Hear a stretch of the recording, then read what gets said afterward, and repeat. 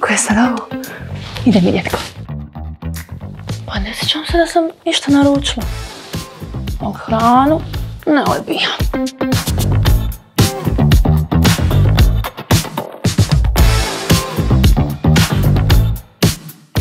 Tvoja koža zaslužuje taj posebni blistavi sjaj. Spremi se da zablistaš. Čekam te u 6. XOXO. Ok, žurim. Aphrodita Glaze Skin Glow Shot. Ok, kažu da je ovaj proizvod inspiriran korejskim trendom staklene kože i da će taj glow biti vidljiv za samo sat vremena. Pa da vidimo hoću li ja dobiti taj Glaze Skin. To mi danas definitivno treba.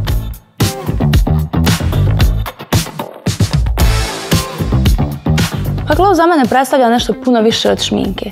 Znate ono kad vam kažu nekako mi sijaš. Mislim da to rijetko kad ima veze sa šminkom. Mislim da je to nešto iznutra. Ali šminka svakako pomaže. Moj tajni korak da nakon dugog dana izgledam svježe i odmorno je definitivno neka jaka skincare rutina. A ako imam mrvicu više vremena, malo korektora, rumenila, neka olovka za usne i I'm ready to go. Moj shot samopouzdanja u mojoj beauty rutini je definitivno olovka za usne. Ili bilo koji proizvod za usne. Kad stavim karmin, osjećam se premoćno. Moda jako utječe na moje raspoloženje. Čak i kad imam najgori dan, ako je fit dobar, odmah sam i ja dobra. Znate kako kažu? Fake it till you make it. Najdraži praznični ritual.